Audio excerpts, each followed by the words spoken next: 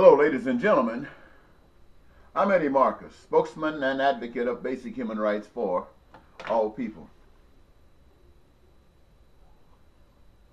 I woke up this morning feeling a little down, listening to the news, listening to the history report on people of color. And it was very difficult to keep the tears back. To think about how black people have been treated in this country by people who are not black, and how all of our lives they've gotten away with it, and how they've tricked some of us to become a part of their team, and then they engage in the same thing that's happened to the blacks and people of color. And I think to myself, we have today in America people who, you talk about the entertainers selling out their souls to the devil just to be able to get a contract, lucrative. Well, I could say the same thing about the judges. I can say the same thing about the lawyers.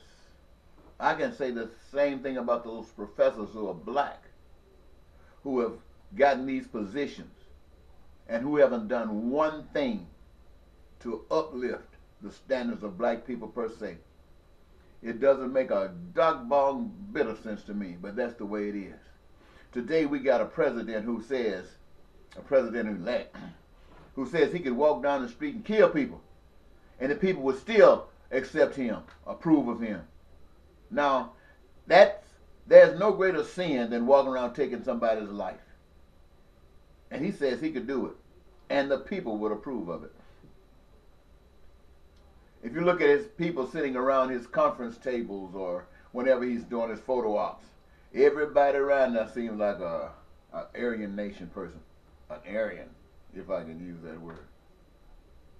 And I think about that. Well, white people are like that. You don't expect anything different than that from them.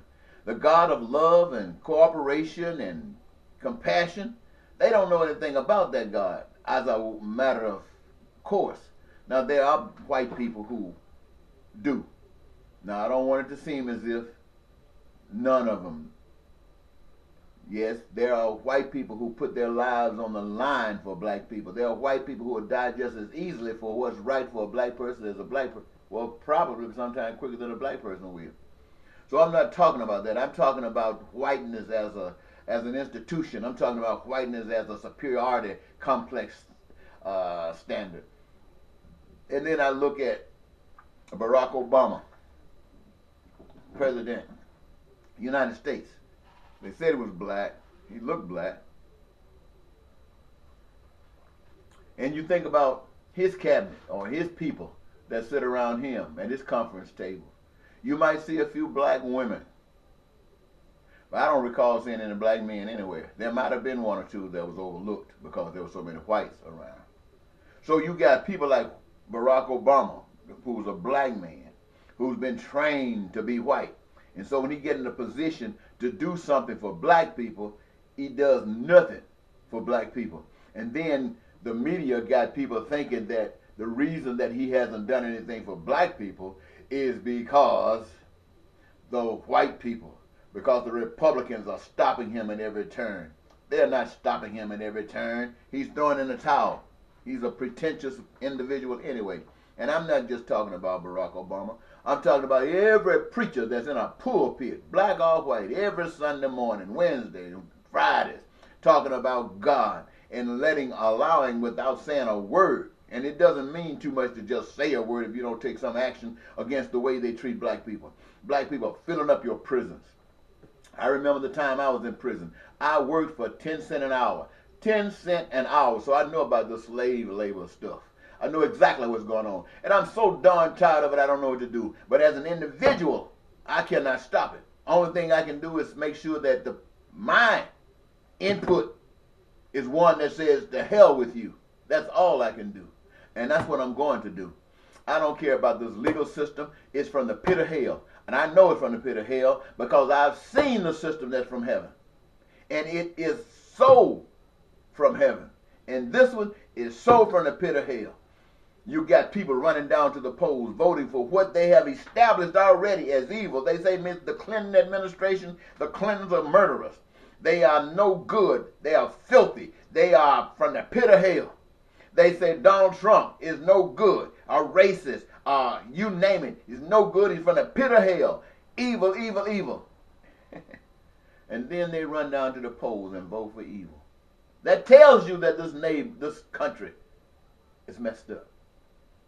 There's not a doubt about it. This country is messed up. Who in their right mind will go and say, I got a choice for the kind of life I want to live, the kind of life I want my children to live, and I'm going to the polls and vote for evil? Even if you're a black man, you know doggone well what you've gone through. And now you go and vote for that for your children. Even if you're somebody connected with religion, with God, the church, and you talk about one thing and you take your ass down there and vote for evil and think somebody recognize you as a voice for God. You're not a voice for God. You're a voice for yourself and Satan. And everybody who says that they are for God would rather put their lives on the line every day than to allow the persecution that goes on not only to black people, not only to black people of color, not only to poor white people, but other people around this world as America decides it's the greatest. When America decides, let's make America great again. What do we do to make America great again? Do we go around bombing other nations? Do we go around letting people know that if you don't do what we say, we're going to put our foot up your butts? Is that the bullying attitude that made America great? The same America that walked over here on these lands and told the natives one thing and did another? Is that what you call making America great? Well, I want you to know, ladies and gentlemen, everybody in the United States of America, whatever goes on in this country, every last one of us, are responsible for it. Unless we put our lives on the line to change it. And I'm not talking about just getting in government, talking. I'm not talking about becoming some senator, becoming some congressman, becoming some mayor, becoming some police chief, and all you got is lip service. Lip service. This system is set up to do the things that it does. And now you are black people and people of color in the midst of it, and you're trying to outdo the white people. Do you know in religion, we don't know a darn thing about Christianity except what we've been taught and what we read. And every Sunday we go to church trying to out-religion the white people. And their religion has done nothing but told us that God was white. He got blue eyes and long blonde hair, whatever you want to call it. It's lied to us from day one, and we bind that lie and passing that lie on to our children. You say we're not buying that lie. If you lie every day, every year, you tell your children that Santa Claus is real. Lying your ass off. I know you don't like my language, but I don't like your action. I'm tired of you. And let me tell you something. There is a God. And right now, God isn't backing you because you're not backing yourself. God will prove to you who have never really known God, if you stand up with a backbone. If you stand up, not because this is what you want God to do for you, but because this is what you demand of yourself. That you be treated right, that you're respected with decency. And God will bless you. But if you sit down like a slave, act like a slave, talk like a slave, walk like a slave, yes sir, boss, and not even look at him in the eye, how can God help you? How can God help you? When you got people like Claffo Dollar says, he don't want to go to heaven broke, he's going to heaven rich. Now that sounds like a fool. There's nowhere in any scripture you ever read anything about money being in heaven. There's nowhere in the book anywhere where he talks about God supporting money. I know you say with taxes and render to Caesar that which is Caesar, but what does Caesar own of a man who's been born again? What does Caesar own of a man who's recognized that God is his maker, that God is his provider, and he's committed to God? What in the hell does Caesar have that this man should respect?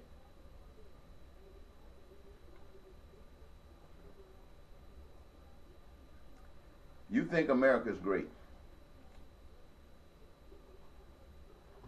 Go on the internet sometimes and look at these nations that have been bombarded with bombs and guns, and and you can look back at pictures before then. They were really exuberant. They were wonderful places, had culture, history. They were fine places. People adored them.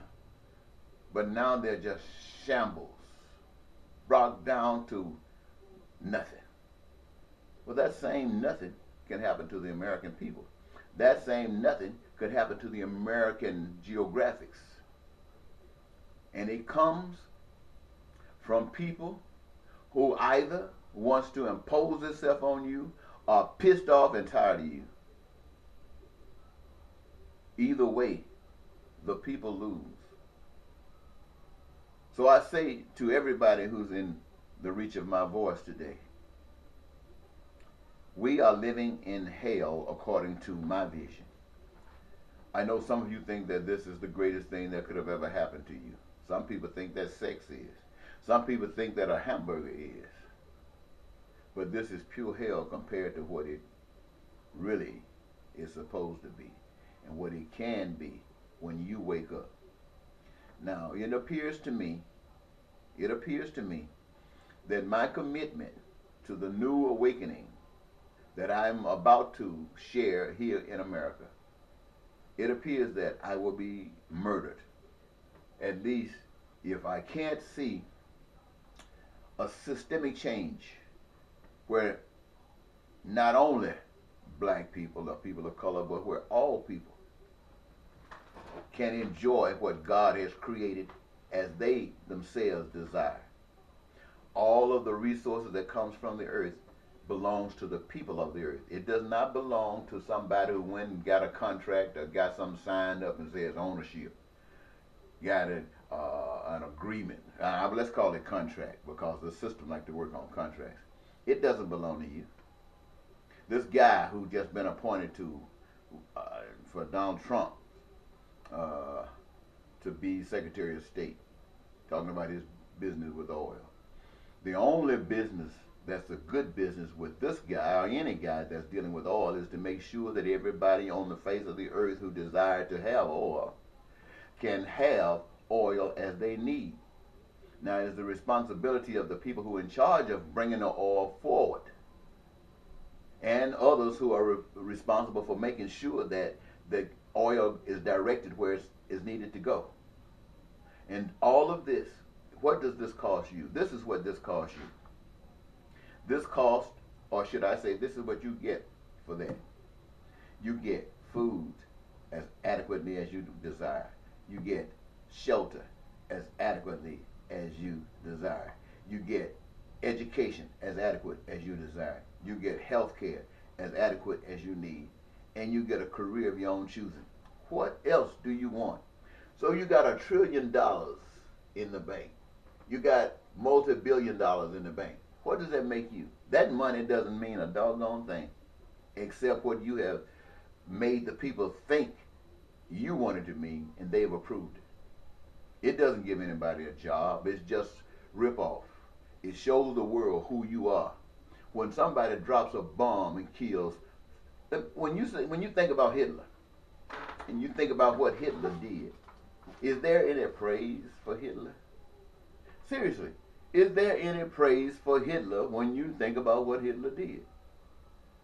Not in America.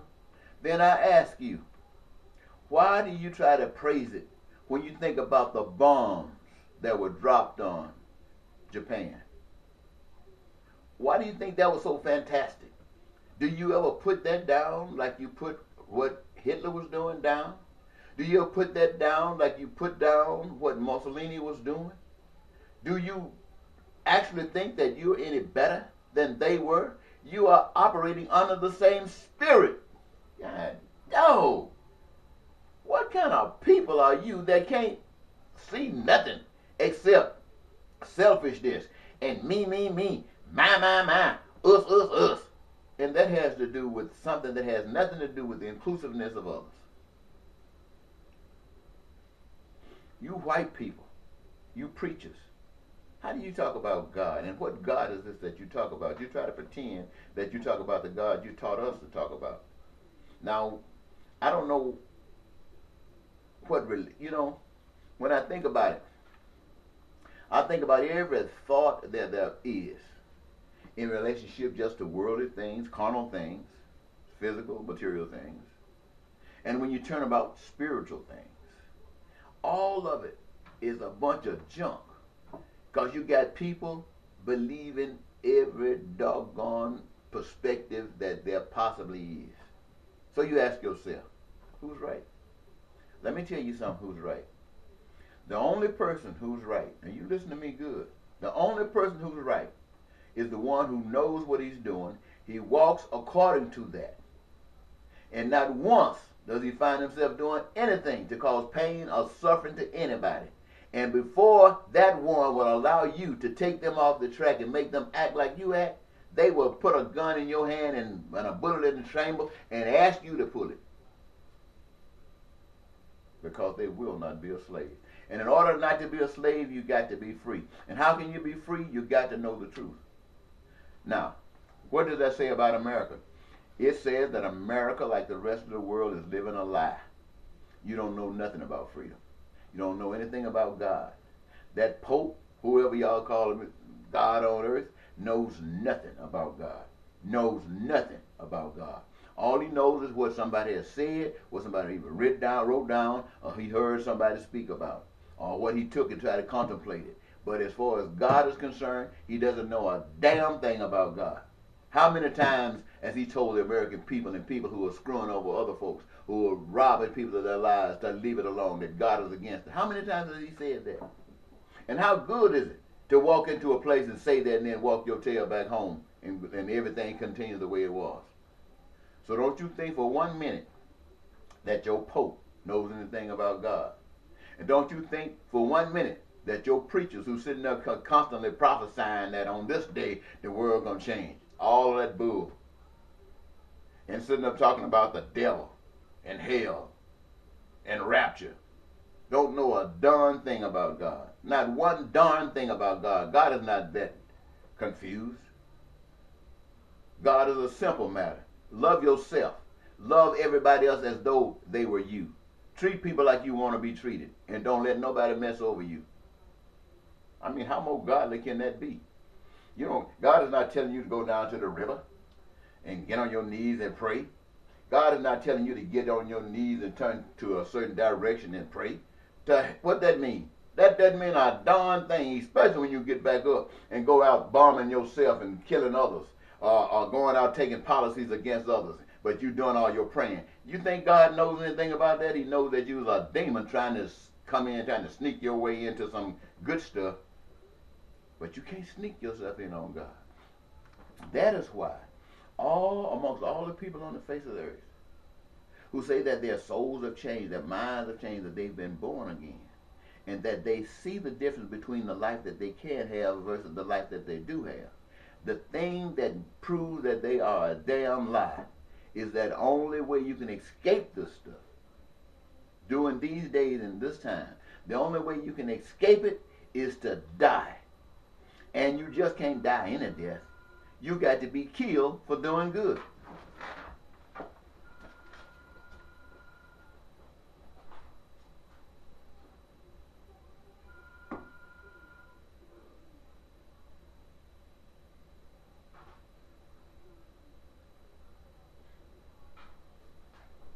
No, you have to be killed for doing good. So all of you people who think you're heaven bound, let me give you a rude awakening. Unless you are being killed for doing good, or unless you are just suffering to the utmost for doing good, not just up taking stuff, but for doing good, you know nothing about heaven, and you will see nothing about heaven until that time when you do know something and do something. Now, I don't know whether you heard people talk about reincarnation, that you keep getting chances over and over and over again. I don't know if you do. Probably good for most of us if we did get some other chances, because we fail in the ones we got right now. So some people believe in that. Some people believe that it's over. Some people believe that there is no God. I don't know how they explain everything that's here and how it got here, but people are so darn crazy.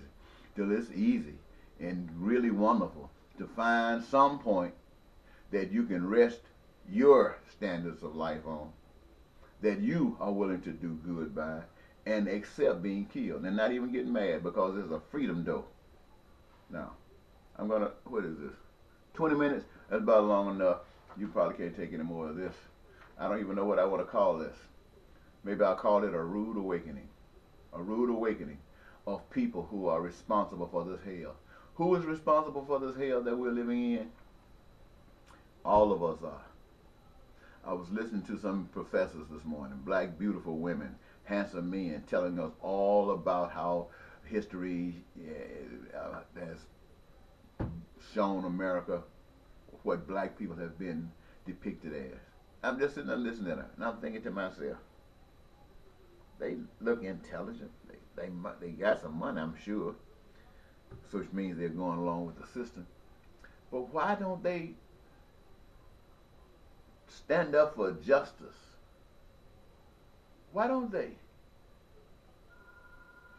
Excuse me.